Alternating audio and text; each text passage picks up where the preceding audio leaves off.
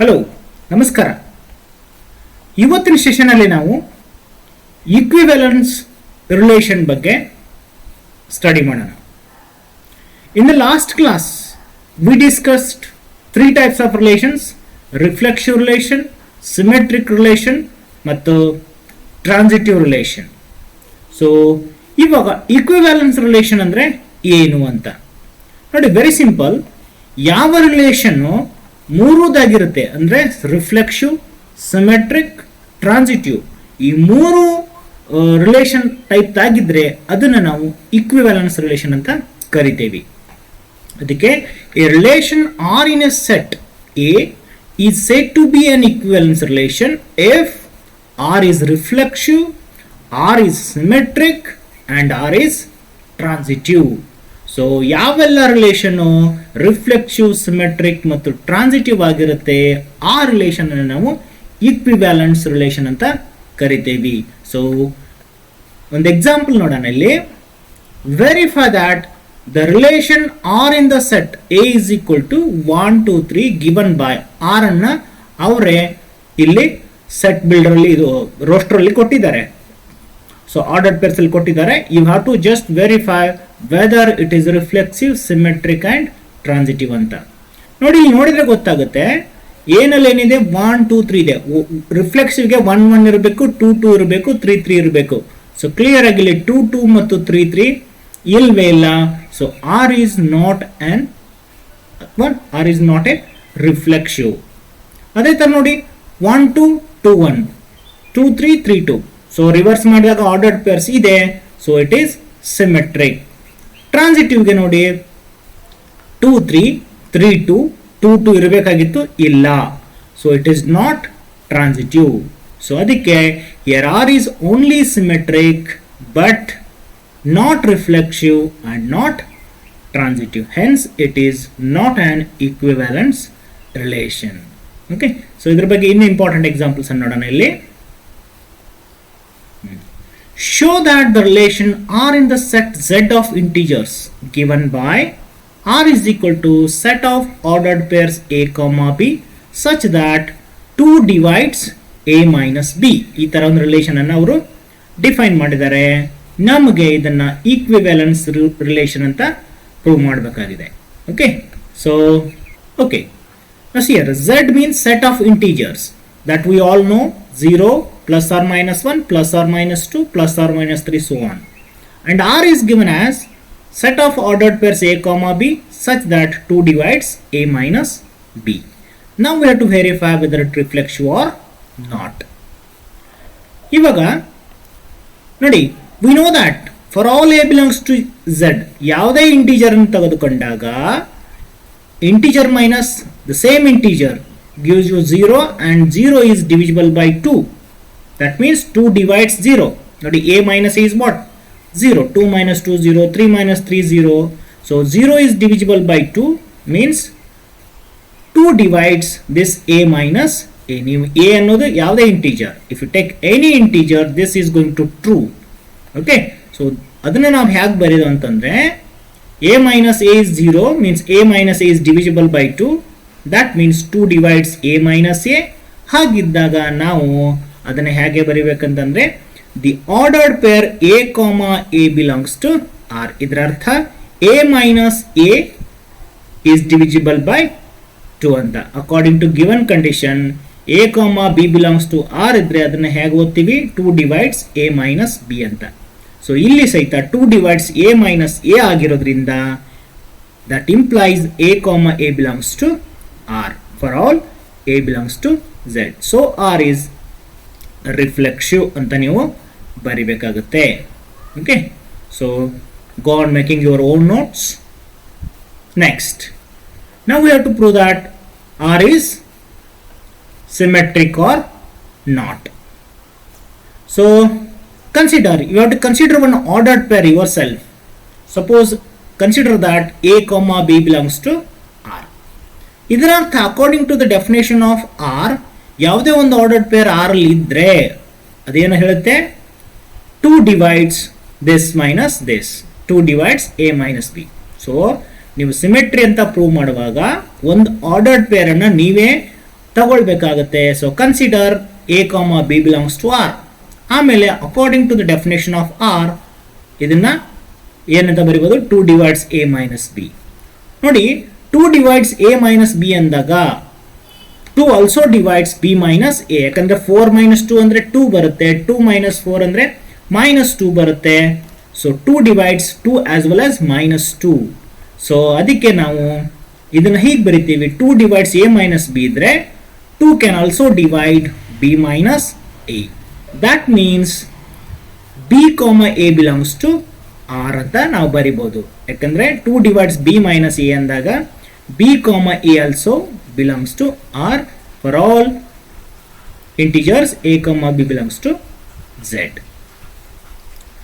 ಆಮೇಲೆ ಅದನ್ನ ನಾವು r is symmetric ಅಂತ ಬರೀರಿ, because we started with a, b belongs to r and we got b, a belongs to r. So r is symmetric.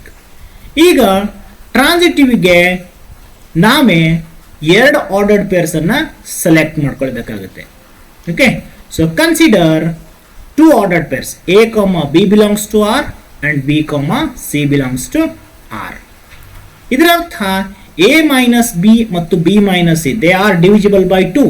That means 2 divides a minus b and 2 divides b minus c. ನೋಡಿ 2 ಅನ್ನೋದು ಇದನ್ನ ಎರಡು numbers ಅನ್ನ divide ಮಾಡ್ತಾ ಇದ್ರೆ their sum is also get divisible by 2. ಅದಕ್ಕೆ ನಾವು we can write it as 2 divides the sum of these two. Okay, so ಇದನ್ನ ಸಿಂಪ್ಲಿಫೈ ಮಾಡಿದ್ರೆ b v ಕ್ಯಾನ್ಸಲ್ ಆಗುತ್ತೆ. So 2 divides a minus c ಅಂತ.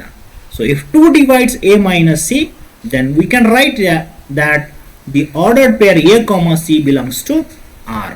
ಅದನ್ನ ನಾವು ಹೀಗೆ ಬರೀತೀವಿ. Okay, because 2 divides a minus c, so we can write it as the ordered pair a, c belongs to r for all a, b, c belongs to z. So r is transitive, hence ಏನೇನಾಯ್ತು ಈಗ, r is reflexive, symmetric and transitive.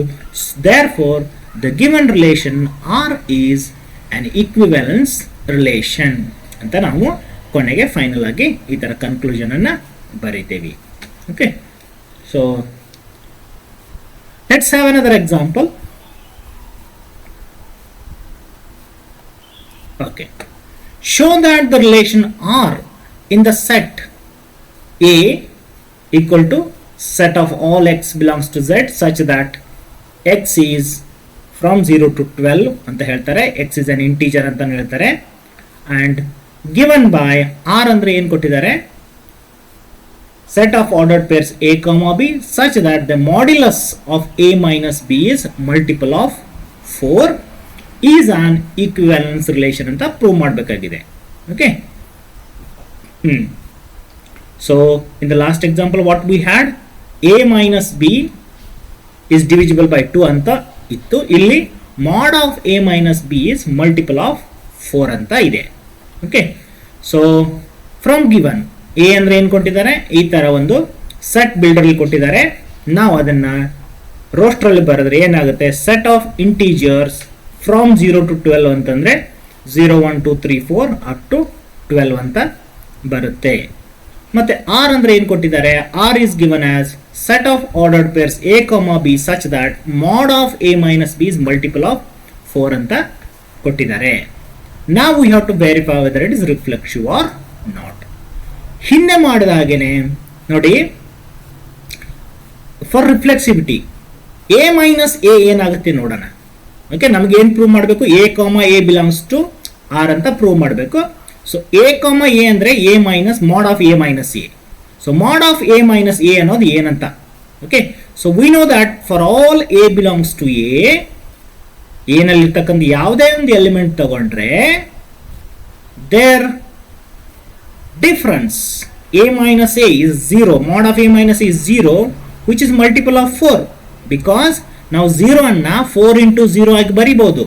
Okay, so 0 is multiple of 4. ಅದಕ್ಕೆ what we can write it as is a, a belongs to r, because a minus a, modulus of a minus a is a multiple of 4. That means the ordered pair a, a belongs to r for all a belongs to a. So R is reflexive ಅಂತ decision ಬರೀಬಹುದು. ಅದೇ ಥರ ನಾವು ಈಗ symmetry ಹೌದು ಅಲ್ಲದನ್ನ check ಮಾಡೋಣ. For symmetry ನೀವೇ ಒಂದು ಆರ್ಡರ್ಡ್ ಪೇರನ್ನು ಕನ್ಸಿಡರ್ ಮಾಡಿ. So consider an ordered pair A, B belongs to R. So according to definition, ಈ ತರ ಒಂದು ಆರ್ಡರ್ಡ್ ಪೇರ್ R ಅಲ್ಲಿ ಇದ್ರೆ their difference modulus ಅಂದ್ರೆ mod of A minus B is multiple of 4 ಅಂತ according to definition ಆಗುತ್ತೆ. ಯಾಕಂದ್ರೆ ಯಾವುದೇ ಒಂದು ಆರ್ಡರ್ಡ್ ಪೇರ್ ಈ ತರದ ಆರ್ಡರ್ಡ್ ಪೇರ್ R ಅಲ್ಲಿ ಇದ್ರೆ ಡೆಫಿನೇಷನ್ ಏನು ಹೇಳುತ್ತೆ, R ಕೊಟ್ಟದ್ದು mod of A minus B is multiple of 4. So ನಮಗೆ ಗೊತ್ತಿದೆ 2 minus 6 ಅಥವಾ 6 minus 2 both are multiples of 4. ಅದಕ್ಕೆ ಇದನ್ನ ರಿವರ್ಸ್ ಮಾಡಿದಾಗಲೂ ಸಹಿತ ಇಲ್ಲಿ ಆರ್ಡರ್ ಅನ್ನ it is also multiple of 4. ಅದಕ್ಕೆ ನಾವು ಇದನ್ನ ಹೀಗೆ ಬರೀಬಹುದು, mod of A minus B can be written as B minus A mod which is also multiple of 4. So ಇದರ ಅರ್ಥ ಈ ತರ ಒಂದು ಮಾಡು ಮಲ್ಟಿಪಲ್ ಆಫ್ 4 ಆಗಿದ್ರೆ the ordered pair B, A belongs to R ಅಂತ ನಾವು ಬರಿತೀವಿ. ಓಕೆ, ಸೊ ನೋಡಿ, we started with A, B belongs to R and we ended with B, A belongs to R. ಇದರ ಅರ್ಥ given relation is symmetric ಅಂತ ಬರೀರಿ. ಇನ್ನು ಟ್ರಾನ್ಸಿಟಿವ್ಗೆ ನೀವೇ ಎರಡು ಆರ್ಡರ್ಡ್ ಪೇರ್ ಅನ್ನ ಕನ್ಸಿಡರ್ ಮಾಡಬೇಕಾಗುತ್ತೆ. So consider two ordered pairs A, B belongs to R and B, C belongs to R. According to definition, ಈ ತರ ಇದ್ರೆ we can write it as mod of A minus B and mod of B minus C are multiples of 4. ಯಾಕಂದ್ರೆ according to given definition ಈ ತರ ordered pairs R ಅಲ್ಲಿ ಇದ್ರೆ ಅವ್ರು ಏನು ಹೇಳ್ತಾರೆ, mod of A minus B is a multiple of 4 and mod of B minus C is multiple of 4. ಈ ಎರಡು ನಂಬರ್ಸ್ ಮಲ್ಟಿಪಲ್ಸ್ ಆಫ್ 4 ಆಗಿದ್ರೆ ಅವುಗಳ ಸಮ್ ಸಹಿತ ಅವುಗಳ ಎಡಿಷನ್ ಸಹಿತ ಏನಾಗಿರುತ್ತೆ, ಮಲ್ಟಿಪಲ್ ಆಫ್ 4 ಆಗಿರುತ್ತೆ. ಅದಕ್ಕೆ we can write it as there sum this plus this is also multiple of 4. ಇದನ್ನೇ ನಾವು ಈಗಲೂ ಬರಿಬಹುದು, mod of A minus B plus mod of B minus C is also multiple of 4 ಅಂತ ಬರಿತೀವಿ. So ಈಗ B cancel ಆಗುತ್ತೆ. So what we get is mod of A minus C is also multiple of 4 ಆಗುತ್ತೆ. So ಇದರ ಅರ್ಥ ordered pair A, C belongs to R ಅಂತ ಬರಿತೀವಿ. So we started with 2 ordered pairs belonging to R and we ended with this A, C belongs to R. ಅದಕ್ಕೆ R is transitive ಅಂತ ಇದರಿಂದ ಗೊತ್ತಾಗುತ್ತೆ. So R ಏನೇನಾಯ್ತು, R is reflexive, symmetric and transitive, hence it is an equivalence relation ಅಂತ ಈ ರೀತಿ ನೀವು general ಆಗಿ ಬರಿಬೇಕು. ನೆಕ್ಸ್ಟ್ ಇಲ್ಲೊಂದು ಎಕ್ಸಾಂಪಲ್ ಇದೆ, ಅದೇ ತರ show that the relation R in the set A is equal to 1 2 3 4 5 given by R is equal to ಈ ತರ ಸೆಟ್ ಆಫ್ ಆರ್ಡರ್ಡ್ ಪೇರ್ಸ್ ಕೊಟ್ಟಿದ್ದಾರೆ. ಆಮೇಲೆ mod of A minus B is even ಅಂತ ಇದೆ. ನಮಗೆ ಇದನ್ನು ಈಕ್ವಿವೆಲೆನ್ಸ್ ರಿಲೇಷನ್ ಅಂತ ಪ್ರೂವ್ ಮಾಡಬೇಕಾಗಿದೆ.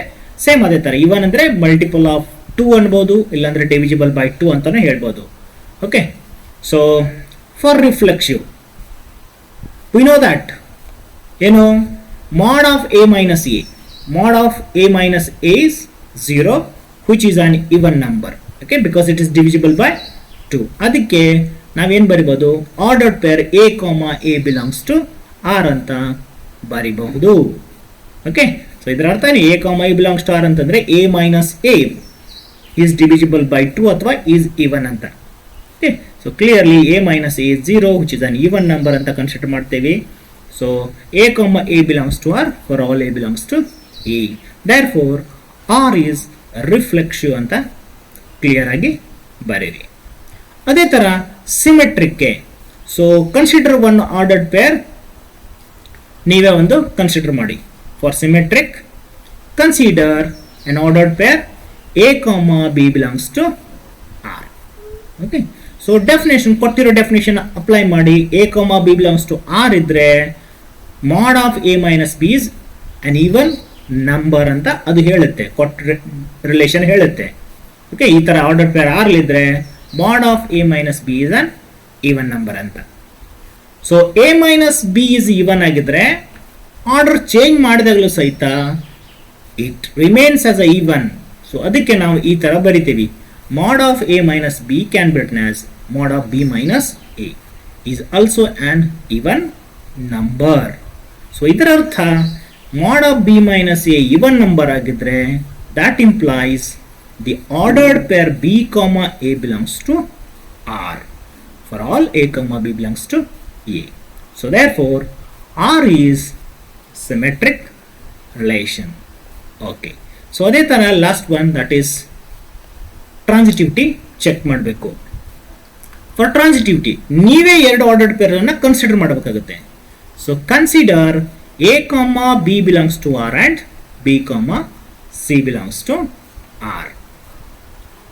ಕೊಟ್ಟಿರೋ ಡೆಫಿನೇಷನ್ ಪ್ರಕಾರ mod of a minus b and mod of b minus c are even numbers. Okay, ಯಾಕಂದ್ರೆ ಅವ್ರು ಹೇಳ್ತಾರೆ a comma b belongs to R ಇದ್ರೆ ಅದರ ಅರ್ಥ mod of a minus b is an even number ಅಂತ ಅವರು ಹೇಳಿದ್ದಾರೆ. So according to that this implies, again if two numbers are even numbers then their sum is also even number. ಅದಕ್ಕೆ ನಾವು ಇದನ್ನ a minus b plus mod of b minus c is also an even number ಅಂತ ಕರಿತೀವಿ. ಅದಕ್ಕೆ so their sum is also an even number. ಇದನ್ನ ಹೀಗಲೂ ಬರಿಬಹುದು. You can write combine mod of a minus b plus mod of b minus c is also an even number. So bb cancels, you will left with mod of a minus c is also an even number. So ಈ ತರ ಇದ್ದಾಗ that means mod, that is ordered pair a comma c belongs to R for all a comma b comma c belongs to a. So clearly R is transitive, hence R is an equivalence relation ಅಂತ ಬರೀರಿ. Okay, so very simple, very easily you can get 3 marks if it is asked. ಆಮೇಲೆ definite ಆಗಿ ಕೇಳೋ chance ಇದ್ದೇ ಇದೆ. So will practice more examples. ನೋಡಿ, here one more example. Let T be the set of all triangles in a plane with R relation in T given by relation ಅನ್ನು ಕೊಟ್ಟಿದ್ದಾರೆ. ಹೇಗಂತಂದ್ರೆ it is set of ordered pairs T1, T2 such that T1 is congruent to T2, show that R is an equivalence relation. ಅಂತಂದ್ರೆ ಈ R ಅಲ್ಲಿ ಎಂಥ ಜೊತೆ ಇದೆ ಅಂತಂದ್ರೆ, ಎಂಥ ಆರ್ಡರ್ಡ್ ಪೇರ್ಸ್ ಅಂತಂದ್ರೆ ಒಂದು ಒಂದಕ್ಕೊಂದು ಕಾಂಗ್ರುಯೆಂಟ್ ಅಂತಂದ್ರೆ ಸರ್ವಸಮ. T1 is congruent to T2, T1 T2ಗೆ ಸರ್ವಸಮ ಆಗಿರುವ ಜೊತೆಗಳನ್ನ ಇಲ್ಲಿ ಬರಿತಾ ಇರ್ತೀವಿ. This collection shows. ಈಗ ನಾವು ಇದನ್ನ ಈಕ್ವಿವೆಲೆನ್ಸ್ ರಿಲೇಷನ್ ಅಂತ ಪ್ರೂವ್ ಮಾಡಬೇಕಾಗಿದೆ. Again for reflexive. ಸೊ ನಮಗೆ ಗೊತ್ತಿದೆ ಯಾವುದೇ ಒಂದು ಟ್ರ್ಯಾಂಗಲ್ಲು ಅದೇ ಟ್ರ್ಯಾಂಗಲ್ಗೆ ಕಾಂಗ್ರುಯೆಂಟ್ ಆಗಿರುತ್ತೆ, ಸರ್ವಸಮ ಆಗಿರುತ್ತೆ. ನೀವು ಒಂದು ಟ್ರ್ಯಾಂಗಲ್ ಅನ್ನು ತೆಗೆದುಕೊಂಡಾಗ ಅಂಥದೇ ಎಕ್ಸಾಕ್ಟ್ ಇರೋ ಟ್ರ್ಯಾಂಗಲ್ ಅನ್ನ ಒಂದ್ರ ಮೇಲೆ ಒಂದಿಟ್ಟಾಗ ಪರಸ್ಪರ ಐಕ್ಯವಾಗ್ತವೆ. ಸೊ ಅದಕ್ಕೆ T1 we know that every triangle is congruent to itself. ಪ್ರತಿಯೊಂದು ಟ್ರ್ಯಾಂಗಲ್ಲು ಅದಕ್ಕೆ ಸರ್ವಸಮ ಆಗಿರುತ್ತೆ. ಅದಕ್ಕೆ ನಾವು we can write it as every triangle is congruent to itself. ಅಂದ್ರೆ ಅದರ ಅರ್ಥ T1, T2 belongs to R for all T1 belongs to T. ನೀವು ಯಾವುದೇ ಒಂದು ಟ್ರ್ಯಾಂಗಲ್ ತಗೊಂಡ್ರು ಅದು ಅದಕ್ಕೆ ಸರ್ವಸಮ ಆಗಿರುತ್ತೆ. ಸೊ ಅದಕ್ಕೆ ನಾವು a, a belongs to R ಅನ್ನ ಈ ತರ ಬರಿತೀವಿ. T1, T1 belongs to R. ಯಾಕಂತಂದ್ರೆ ಈ T ಅನ್ನೋದು ಈ ರಿಲೇಷನ್ ಅನ್ನು ಯಾವ್ದ್ರಲ್ಲಿ ಡಿಫೈನ್ ಮಾಡಿದ್ರೆ, it is defined on the set of triangles. So triangles ಅಲ್ಲಿ ಏನಿರುತ್ತೆ, ಮೆಂಬರ್ಸ್ ಯಾವುದೇ ಇರುತ್ತೆ, ಎಲ್ಲ ಟ್ರ್ಯಾಂಗಲ್ಸೇ. ಸೊ ಆ ಮೆಂಬರ್ಸ್ ಅನ್ನ ನಾವು T1, T2, T3 ಅಂತ ಬರಿತೀವಿ. ಅದಕ್ಕೆ so instead of a you write T1, T1 belongs to R for all T1 belongs to T. ಅದಕ್ಕೆ R is reflexive. ಅದೇ ತರ ಸಿಮೆಟ್ರಿ ಚೆಕ್ ಮಾಡೋಣ. ನೀವೇ ಒಂದು ಆರ್ಡರ್ಡ್ ಪೇರ್ ಅನ್ನು ಕನ್ಸಿಡರ್ ಮಾಡಿ. So consider the ordered pair T1, T2 belongs to R. So ಇದರ ಅರ್ಥ ಏನು, T1, T2 belongs to R ಇದ್ರೆ T1 is congruent to T2 ಅಂತ ಕೊಟ್ಟಿರೋ ಡೆಫಿನೇಷನ್ ಹೇಳುತ್ತೆ. So you can write it as T1 is congruent to T2. ಸೊ ನಮ್ಗೆ ಗೊತ್ತೇ ಇದೆ if T1 is congruent to T2, ಅದನ್ನು ಹೀಗೂ ಹೇಳ್ಬೋದು T2 is congruent to T1 ಅಂತ. So you can write as T2 is congruent to T1. So T2 is congruent to T1 ಅಂದ್ರೆ the ordered pair T2, T1 belongs to R ಅಂತ ಬರಿಬೋದು. So ನಾವು ಇಲ್ಲಿಂದ start ಮಾಡಿದ್ದೀವಿ, T1, T2 belongs to R. ನಾವು ಇಲ್ಲಿ end ಆಯಿತು, T2, T1 belongs to R. So what does it imply? It implies R is symmetric relation. ಅದೇ ಥರ ನೋಡಿ, R is symmetric ಅಂತ. ಅದೇ ಥರ ನಮಗೆ ಟ್ರಾನ್ಸಿಟಿವಿಟಿ ಚೆಕ್ ಮಾಡಬೇಕೀಗ. So for transitivity consider 2 ordered pairs. ನೀವೇ 2 ordered pairs ಅನ್ನ ತಗೊಳ್ಳಿ. ಅದ್ಯಾವುದು? T1, T2 belongs to R and T2, T3 belongs to R. ಕೊಟ್ಟಿರೋ ಡೆಫಿನೇಷನ್ ಅನ್ನು ಅಪ್ಲೈ ಮಾಡಿ. T1, T2 belongs to R ಅಂತಂದ್ರೆ T1 is congruent to T2 ಮತ್ತು T2 is congruent to T3. So T1 is congruent to T2 and T2 is congruent to T3. ನೋಡಿ, T1 T2 congruent ಇದೆ, T2 T3 congruent ಇದೆ. ಇದರ ಅರ್ಥ definitely T1 is congruent to T3 ಅಂತ ನೀವು conclusion ಬರೀಬಹುದು. So T1 is congruent to T3. ಹೀಗಂದಾಗ ಇದರ ಅರ್ಥ ordered pair T1, T3 belongs to R ಅಂತ ಬರೀರಿ. ಸೊ ವಿ ಸ್ಟಾರ್ಟೆಡ್ ವಿತ್ ಇಲ್ಲಿಂದ ಶುರು ಮಾಡಿದ್ವಿ, 2 ಆರ್ಡರ್ ಪೇರ್ಸ್ ಅನ್ನು ತಗೊಂಡಿದ್ವಿ, ಇಲ್ಲಿ ಎಂಡ್ ಆಯಿತು. So what does it imply? R is transitive relation ಅಂತ ಗೊತ್ತಾಯಿತು. So R is transitive, hence R is an equivalence relation ಅಂತ ಕನ್ಕ್ಲೂಷನ್ ಎಂಡ್ ಅಲ್ಲಿ ಬರೀರಿ. ಅದೇ ತರ ಇಲ್ಲಿ ಇನ್ನೊಂದು ಎಕ್ಸಾಂಪಲ್ ಇದೆ. Show that the relation R defined in the set A of all triangles as R is equal to T1, T2 such that T1 is similar to T2 is an equivalence relation ಅಂತ ಪ್ರೂವ್ ಮಾಡಬೇಕಾಗಿದೆ. Okay, so as usual ರಿಫ್ಲೆಕ್ಸಿವ್ಗೆ ನಮಗೆ ಗೊತ್ತು every triangle is similar to itself. Okay, so every triangle is similar to itself. Similar ಅಂತಂದ್ರೆ corresponding sides are proportionals ಇರುತ್ತೆ. ಅದಕ್ಕೆ every triangle is similar to itself. So ಅದಕ್ಕೆ we can write it as T1, T2 belongs to R for all T1 belongs to T. ಇಲ್ಲೊಂದು correction ಮಾಡ್ತೀನಿ. So ಕೊಟ್ಟಿರುವ set ಅನ್ನು ನಾನು instead of A I can write it as set T. Okay, so T1, T2 belongs to R for all T1 belongs to T. ಅಂದ್ರೆ every triangle is similar to itself. So hence R is reflexive. ಅದೇ ಥರ ನಾವು symmetry check ಮಾಡೋಣ. So ಸಿಮೆಟ್ರಿಗೆ consider ordered pair T1, T2 belongs to R. ಇದರ ಅರ್ಥ T1 is similar to T2. So this implies T1 is similar to T2. ನೀವು ಹೀಗಲೂ ಬರಿಬೋದು T2 is similar to T1. That implies the ordered pair T2, T1 belongs to R. So hence R is symmetric. Very simple. ಒಂದು 4-5 examples ಅನ್ನು ಮಾಡಿದರೆ ಒಂದು idea ಬರುತ್ತೆ. And I am doing all the important problems which are in the exercise as well as solved. Okay, so R is symmetric. So ಟ್ರಾನ್ಸಿಟಿವಿಟಿಗೆ ನೀವೇ 2 ordered ಪೇರನ್ನ consider ಮಾಡಬೇಕಾಗುತ್ತೆ. So consider. So for transitivity consider the ordered pairs T1, T2 belongs to R and T2, T3 belongs to R. So ಇದರ ಅರ್ಥ T1 is similar to T2 and T2 is similar to T3.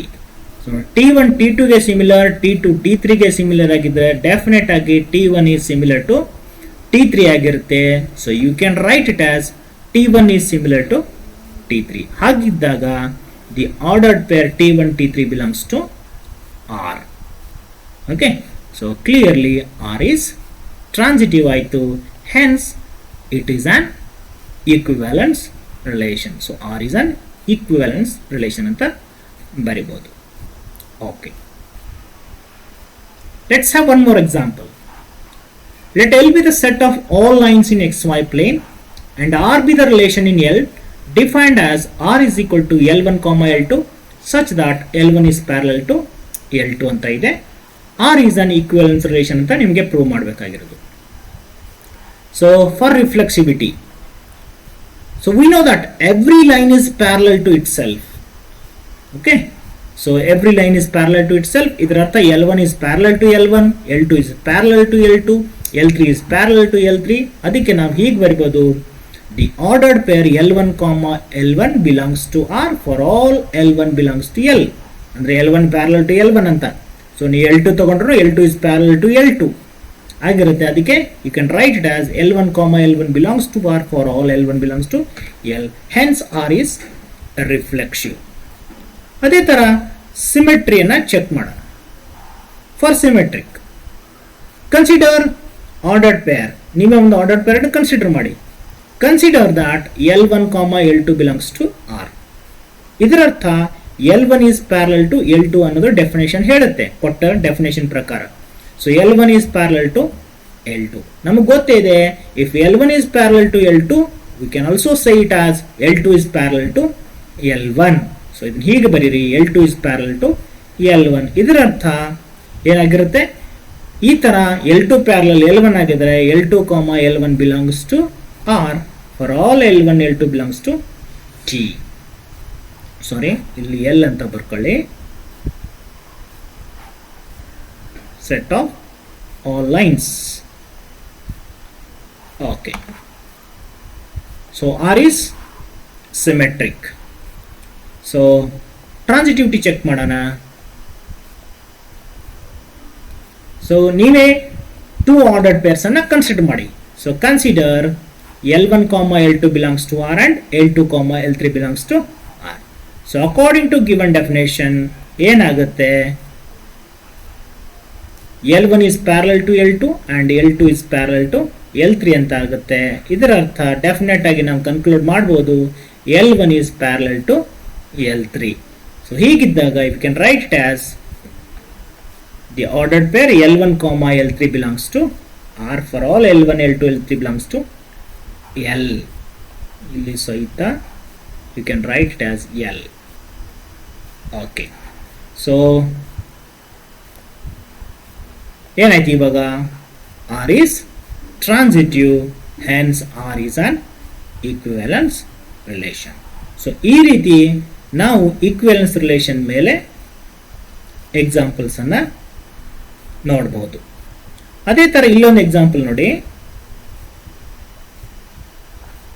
Determine whether the relation R in the set A is equal to 1, 2, 3, 4 up to 14 defined as R ಅಂದ್ರೆ ಕೊಟ್ಟಿದ್ದಾರೆ, set of ordered pair x, y such that 3x minus y is equal to 0 is reflexive, symmetric and transitive ಅಂತ check ಮಾಡಬೇಕಾಗಿದೆ. So A ಅನ್ನೋದು up to 1 to 14 ಇದೆ. R ಅನ್ನು ಯಾವ ತರ define ಮಾಡಿದ್ದಾರೆ, R is defined as x, y such that 3x minus y is equal to 0. ಇದನ್ನ ನಾವು ಸಿಂಪ್ಲಿಫೈ ಫಾರ್ಮ್ ಅಲ್ಲಿ ಈ 3x ಅನ್ನು ಈ ಕಡೆ ಕಳಿಸಿದ್ರೆ y is equal to 3x ಆಗುತ್ತೆ. ಸೊ ಅದಕ್ಕೆ ನಾವು ಇಲ್ಲಿ x ಅನ್ನು ರಿಪ್ಲೇಸ್ ಮಾಡಿ, ಇದರ ಅರ್ಥ ಏನು, y equal to 3x ಅಂದ್ರೆ y is 3 times of x, ಅಂದ್ರೆ ಸೆಕೆಂಡ್ ಎಲಿಮೆಂಟು ಫಸ್ಟ್ ಎಲಿಮೆಂಟ್ ಗಿಂತ 3 ಪಟ್ಟು ಜಾಸ್ತಿ ಅಂತ. ಅದಕ್ಕೆ ನೀವು x ವ್ಯಾಲ್ಯೂಸ್ ಹಾಕ್ತಾ ಹೋಗಿ. ಓಕೆ, x 1 ಹಾಕಿದ್ರೆ 1 into 3 3 ಆಗುತ್ತೆ, y ಅನ್ನೋದು 3 ಆಗುತ್ತೆ. x 2 ಹಾಕಿದ್ರೆ y ಅನ್ನೋದು 6 ಆಗುತ್ತೆ. x ಅನ್ನ 3 ಹಾಕಿದ್ರೆ y ಅನ್ನೋದು 9 ಆಗುತ್ತೆ. x ಅನ್ನ 4 ಹಾಕಿದ್ರೆ 4 3 is 12 ಆಗುತ್ತೆ y ಅನ್ನೋದು. ಸೊ 5 ಹಾಕಿದ್ರೆ 15 ಆಗುತ್ತೆ ಇದು y ಅನ್ನೋದು. ಸೊ 15 ಆಗಲಿಕ್ಕೆ ಸಾಧ್ಯ ಇಲ್ಲ, because both x and y must be in A ಅಂತ. Okay, because R is a relation in A. So ಅದಕ್ಕೆ ಇಲ್ಲಿಗೆ ನಿಲ್ಲುತ್ತೆ ಇದು. ನಾವು clearly R is not reflexive. ಯಾಕೆ ಅಂದರೆ ಇದರಲ್ಲಿ 1 1 2 2 3 3 ಇರಬೇಕಿತ್ತು, ಅವು ಯಾವುದು ಇಲ್ಲ ಇದರಲ್ಲಿ. So R is not reflexive because 1 1 2 2 does not belongs to R. ಅದೇ ಥರ ಸಿಮೆಟ್ರಿಕ್ ಆಗಿದೆಯಾ, ಡೆಫಿನೆಟ್ ಆಗಿ ಆಗಿಲ್ಲ. ಯಾಕಂದರೆ ನೋಡಿ, ಇಲ್ಲಿ 1 3 ಇದೆ, 3 1 ಇರಬೇಕಿತ್ತು, ಇಲ್ಲ. ಓಕೆ, ಸೊ 6 2 ಇದೆ, 6 2 ಇರಬೇಕು. ಇವನ್ನು ರಿವರ್ಸ್ ಮಾಡಿದಾಗ ಎಲ್ಲ ಇರಬೇಕು, ಅವು ಇಲ್ಲವೇ ಇಲ್ಲ. So give one counter example. So 1 3 belongs to R, but 3 1 does not belongs to R. ಅದಕ್ಕೆ ಇದು ನಾಟ್ ಸಿಮೆಟ್ರಿಕ್. ಅದೇ ಥರ ಟ್ರಾನ್ಸಿಟಿವಿಟಿಗೆ ನೋಡಿ 1 3 ಇದೆ, 3 9 ಇದೆ, 1 9 ಇರಬೇಕು, ಇಲ್ಲ. ಓಕೆ, ಸೊ ಅದೇ ಆಗಿರೋದಿಲ್ಲಿ. So it is not transitive. So ಈ ಥರ ನಿಮ್ಗೊಂದು ಎಕ್ಸಾಂಪಲ್ ಕೊಟ್ಟು ಅದನ್ನು ಟೆಸ್ಟ್ ಮಾಡಂತ ಹೇಳ್ತಾರೆ. ಯಾವುದೋ ಒಂದು ಆಗಿದೆ ಅಥವಾ ಆಗಿಲ್ಲ ಅಂತ ಚೆಕ್ ಮಾಡೋಕ್ಕೆ ಹೇಳ್ತಾರೆ. So you can very easily check out. So in the next class we will come up with another concept. So till then, take care and keep watching.